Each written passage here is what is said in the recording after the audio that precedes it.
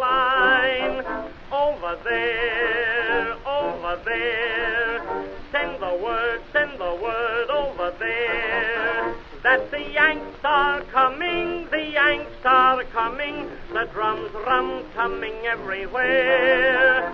So prepare, say a prayer. Send the word to beware. We'll be over, we're coming over, and we won't come back till it's over, over there, over there, over there. Send the word over. Hey everybody, this is Joshua Littrell. Thank you so much for joining us today on the Honor Across Arms podcast. I am absolutely delighted to have Michael J. Penney with me today. Michael, how are you doing today, sir? Doing well. How about you? I'm doing well, brother. Thank you so very much. If you wouldn't mind giving the listeners a little understanding of where you're at geographically in this world, where are you located? Just outside of the Raleigh, North Carolina area. Awesome. Awesome. Well, Mike, I can't say thank you enough for taking the time to speak with us today here on the Honor Across Arms podcast. Once again, guys, I'm joined by Michael Penney. Michael, you're a veteran yourself, aren't you? I am, yes. Now, Yeah. I believe you're a Navy guy, right? I'm a Marine. we were having this conversation on the golf course earlier today. So my cousin's brother, she married in the family. Anyway, he's a Marine, and she was telling her son, my nephew, about you don't call a Marine a Navy guy. So I figured I would throw that in there with you and see what kind of reaction we'd get today. Yeah, Yeah, we're man, in the you're men's a Marine. department of the Navy. So There yeah, you go. there you go. Yep. No, in all seriousness, though, Michael, I really appreciate your service, and thank you so much for what you do to the veteran community and for the veteran community. You're a Iraq and Afghanistan veteran as well, aren't you? I am, yes. And it's been a privilege to serve. I got to blow stuff up. Well, I tell you what, tell us about that for just a moment. What was the smallest thing you ever blew up, and what was the largest thing you ever blew up? I don't think I've ever been asked this question. This is fantastic. We like to stump people. Let's see. Smallest thing I ever blew up. A tiny little Coleman propane tank. Is Nice. probably a little camp stove tank. That's probably it. You put that on. Before you move any farther, was that purposely done, or was that on accident? No, that was on purpose. Okay, perfect. Oh, yeah. How did you do that? I typically blow things up on purpose. So, I mean, it's force of habit. So, Sure. Right. So how did we blow up a Coleman tank? We duct taped it to a piece of R500 steel and shot 7.62 by 5.1 NATO, commonly known as 308. It Yep. makes a nice little spark on the backside, and boom. So, which is a great distraction. It allows you not to have to relocate. So, yeah. Can't even imagine, man. That's so awesome. What kind of explosion is that? Now, we're just talking about the little handheld propane tanks, right? They go on a Coleman stove. Right. Just a nice kind of little boom? fireball. Okay, Yeah. nice. It's one of those, it's got a punch out of it, but it's nothing that's earth shattering. Sure. So, biggest, if I can call it me blowing something up, is calling for a 2,000-pound bomb. Okay. Which was a heck of a lot of fun. Oh my gosh. where I can't even imagine. Where I actually got to detonate it, we were shooting out of a Sasser, a special application scoped rifle with 50 cal. We were shooting Raucous rounds into IEDs in Ramadi, and that was kind of fun. I mean, that was crazy dangerous. Sure. Because you have no idea what the IED is going to do. But it was really fun blowing up the enemy's toy.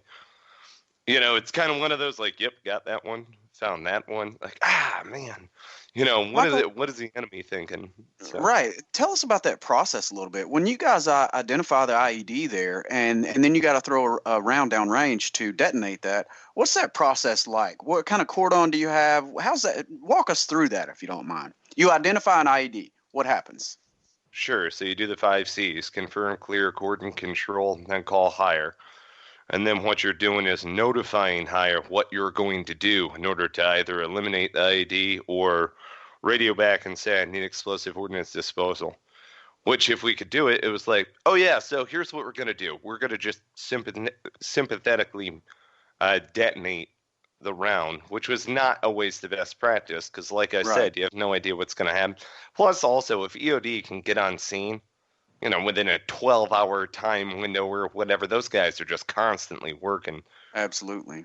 So if they can get... And for our listeners too, EOD are the guys who are actually trained to do that, right? Who are trained to detonate the bombs, or at least, make sure that they don't blow up on us. Correct. Yeah, I'm a crazy SOB, but the last thing in the world I'm going to do is play with a bomb. Right. So especially when I didn't put it together. It's so like, true. I'd rather just shoot that from way back here. Right. It's all good. All right, so EOD can't come out. What are you guys going to do then? Yeah, we're going to push out a cordon, typically with 4 vehicles. So, it would have to be 3 vehicles. And then you drag out the drag bag with the sasser in it. And when you do that and start putting together this gigantic cannon of a rifle, all of a sudden, just the market shuts down. It's like, oh, look at that. All of the businesses all at once all shut down when you assemble a gigantic sniper rifle. Yeah, absolutely. They know something's going on. Because remember, I was in Ramadi in 2005 and again in 2007. Right. So, right. And I fought with 37 Weapons Company. And it was just, it was back when it was a kinetic environment. And so they would just basically, everybody would go inside, the whole market had shut down. It was one of those, like a paper floats through the alleyway. Yeah, that type of thing. So true.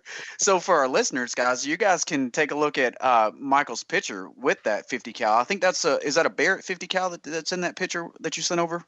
That is. I did send you a picture of that, but that's so they'll be able to take a look at it, which is going to be great. Yeah. So you talked about kinetic environment. Would you help our listeners understand what that means real quick? Because there's a lot of people who listen that aren't necessarily military minded. Help them understand what a kinetic environment means. Sure. So in a battlefield where you don't have a front and it's a 360-degree battlefield, then you have pockets of activity, and those pockets are what you would consider, say, hot zones, dangerous areas. Oh, you gotta be careful when you go in there. So a kinetic environment means that the enemy is active in that area, small arms, large arms, so they might shoot something at you, they might try to blow you up. Kinetic means that you have an active battlefield where you're actively engaging the enemy, which is an ideal battlefield scenario. I mean, nobody wants to walk around the battlefield not knowing where the enemy is. Right. No, absolutely. That's so true. And, our battlefields, and we don't typically talk a lot about combat, but this is a great point to make up. Our battlefields in the military that we've served in over the last 20 years have been way different than what they had with the big fronts back in World War I, World War II, where you knew where the front was, right? Face towards the enemy. And here in the wars now, the enemy doesn't necessarily face you. They are all around you and nowhere at the same time. Right. They don't wear a uniform. They're amongst you all the time. It's an insurgency. I don't know about you guys, but one of the things we had to do was pull out all of our Vietnam after action reports. And it's actually one of the things that I thank Vietnam veterans for wholeheartedly is thank you for your debriefs. Thank you for your after actions. Thank you for telling me how to deal with a booby trap that doesn't have any metal in it. Right. I mean, that's all over Afghanistan. And you take booby trap and switch it over for IED. There you go. Same exact thing. Right. That's right. We did that all the time. Wow, that's so crazy. I've never even thought about that. And you're the first person to ever bring it up on these podcasts, that was something that they were going through back in Vietnam that's very similar to what our men and women are going through, even still to today. Oh, yeah. Well, it's like one of the things that brought this into focus a lot better was General Mattis's book, Chaos. Right. He co-authored that with Bing West, and I've met both of these gentlemen before. I had the privilege to meet them separately in different times. Oh, wow. And Bing West wrote The Village, which was great. It's a string of Vietnam vignettes that he put together when he was deputy director of, was it the FBI or the National Intelligence Agency at the time? But he eventually wound up releasing it as a book. And there were numerous other books that he wound up writing through Iraq, through Afghanistan, and a lot of what he said. I mean, one of the first things that I said to him when corresponding with him is, "Your book saved my life." Wow. Which it did, right? Because one of the things that Mattis talks about this in Chaos, there's nothing new under the sun. So Right. if you're a consummate student, then everybody is your peer, to include those from antiquity. So one of the things that I'm blown away by in reading Cyropaedia, which is by Xenophon, who's one of the great warriors from antiquity, and Cyropaedia is about Cyrus. It's the education of Cyrus. And it's quasi-fictitious, right? That's the idea behind it, in order to have lessons learned written anecdotally. Sure. And so you're going through the stories and you're talking, thousands and thousands of years, 3,000 years ago, to put a fine point on it. Well, then I started thinking about it. I'm like, wait a minute, Cyrus is marching 100,000 people just north of the Euphrates. Right. Now, the whole time I was in Iraq on 2 tours, 14 months, right? It was about 16 months total. I never once went to the open desert until my very last patrol. Okay. Everything that I did was in a city. All right. So on my very last patrol, we drove an hour out in the middle of the desert. We wanted to find a range. We called it a boom boom range. We wanted to be able to blow up whatever. There you go. Shoot that way, blow up whatever. And I got to thinking, as I'm sitting here the other day reading Xenophon, I'm like, 3,000 years ago, this guy marched through the exact same spot where I Doing stood. the exact same thing, probably, Right, too. Looking to right. blow something up, right? Even though Right. they didn't necessarily know how to do that. Right, right. But it's, it's one of those things. It's either nothing's going to change or you can learn from it and then glean those lessons so that way you can best your enemy. There's always going to be enemies. There's always going to be. You're right. And I think General Mattis, that's what he talks about in his book is, you're always a student, right? So you have to understand the battlefield, but also understand history, because our wars aren't the first time that wars ever happened, and war is never going to end, right? So let's learn from the past messes, if you will. Right. Well, that was, we were talking previous to this conversation. We were talking about my third tour. So basically what I had done is I had done 2 combat tours, and I learned the infantry side of things, but then I went to Quantico and was a marksmanship instructor, and that was a heck of a lot of fun. But when I rotated back out to the fleet for my third combat tour, first of all, new gear set, new camis, new plate gear, all of this other stuff. Okay. Hold on. Let's pause on that for a second. New camis, new gear. Let's let the people understand what you're talking about. So you're talking about your camouflage changed completely during that process from your second combat tour to the third one. Is that correct? Yeah. What's crazy? Okay, so we're wearing traditional Marine utility uniform on my first combat tour. Okay. Second combat tour, we're wearing flight suits, tan flight suits. Okay. Fast forward, so that's 2007. Fast forward to 2011, we're wearing frog gear, flame retardant operational garment. And so, right, because things change so quickly. I mean, over an 8-year career, just so many things change. What's interesting. That point is huge, Michael. That we're talking about the change that you had just in 8 years. I mean, that's unbelievable, man. And I don't want to get past this first. Which one was the most effective or most useful or most comfortable for you out of those 3? Oh, it is situationally dependent, as most things are.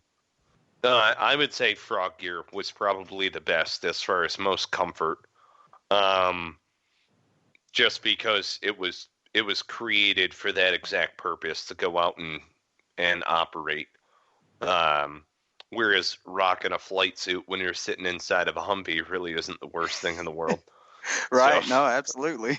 It's like 120 outside. It's like 140, 150 inside of those Humvees. So. Oh my gosh, people don't even understand. And the thing is, see, you had armored Humvees. When we got there in 2003, we didn't have any armor. We didn't even have doors on our Humvees. So that was, right. I'm glad you guys had them, but that's a big difference we at least had some airflow. Y'all had none. Well, we wound up putting on those MAC kits, the green bolt-on armor kits. Okay. And at one point in time, I was